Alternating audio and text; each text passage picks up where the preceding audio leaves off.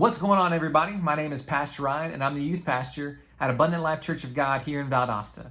And I've got an opportunity to share a quick Devo with you. And I'd like to share out of the book of Daniel in chapter 3. It's about these three Jewish boys who were thrown into the fiery furnace for their faithfulness to God. And our story starts out with this king. His name is Nebuchadnezzar, and he sets up these statues, these images of himself all over his kingdom. And he sets up a decree where if there's music played, then everyone who hears it has to stop what they're doing immediately and bow down and worship these false idols. Well, these three Jewish boys, Shadrach, Meshach, and Abednego, I'm sure you've heard, they refuse to bow down and worship these idols. And so Nebuchadnezzar, he brings them forth and he questions them on why they're defying him. And in this moment, they say that they're only loyal to God and that they're not going to bow down to whatever idol that the king sets up or anybody else sets up for that matter. And so in rage and in fury, this king Nebuchadnezzar, he tells some of his strongest warriors to go and to bind them up and to throw them in the fiery furnace for defying his decree. Well, in Daniel chapter 3, I'd like to read just a couple of verses with you. It's the very end of this. And it says, "And these three men, Shadrach, Meshach, and Abednego, fell down bound in the midst of the burning fiery furnace. Then King Nebuchadnezzar was astonished, and he rose in haste and spoke, saying to his counselors, 'Did we not cast three men bound into the midst of the fire?' And they answered and said to the king, 'True, O king.'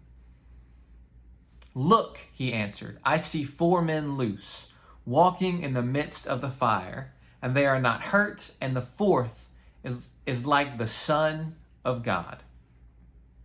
You know, a lot of people talk about how it's so great that they had the strength and the faith to persevere and to not give in to this decree to worship an idol or to give up on their faith and all this kinds of stuff. And that's a great message. But I think there's a part here that people don't see. And it's really interesting when you take just a deeper look. Well, these three Jewish boys, of course, their faith is incredible. It's great. And I think there's a lesson to be had there. But what's interesting to me is that when they're thrown in the fiery furnace, when they're thrown in the midst of this, what's interesting is that they start walking around. It would be an awesome story if maybe King Nebuchadnezzar just looked over and he saw the three worshiping this Son of God, this one who is able to deliver and save them from the wrath of the king and to save them from the fire of this furnace. It would be an awesome story if it was, if they were sitting around and they were singing praises. But no, it's these three. They're just walking around. They're just kind of walking around. I don't know what they were doing other than just walking around. Maybe they were looking for the exit. Maybe they were in worship. I don't know. All I know is that it doesn't say anything of that matter. It just says that they are just walking around loose in the midst of the fiery furnace. And there was someone else with them who was able to save and deliver. I think there's times when each of us are thrown into this fiery furnace of life. And there's things that go on that's beyond our control. And maybe we keep the faith. And maybe we stay faithful. And maybe, in those times you just don't feel God. Maybe it feels like you're just walking around in a fiery furnace. Maybe you keep praying, you keep reading your Bible, you keep trying to serve as best you can, but it feels like there's just nothing is breaking through. I would encourage you to take a deeper look at where you're at. Maybe you don't feel God right now. Maybe you're just walking around in a fiery furnace. But if you take a deeper look at your situation, you might find that the Son of God is with you right where you're at. Maybe you don't feel him. Maybe you don't see his hand at work, but I promise you he's there.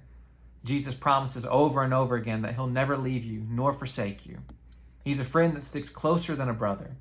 He loves you and cares about you greatly. He is the God you didn't see. He is the one who is walking around in the fire with you. And you are, maybe you're in this place where you're about to give up, or you're just not sure what's going on anymore. I would like to encourage you to continue to keep the faith, to continue to seek his face, to continue to love people and love God as best you can.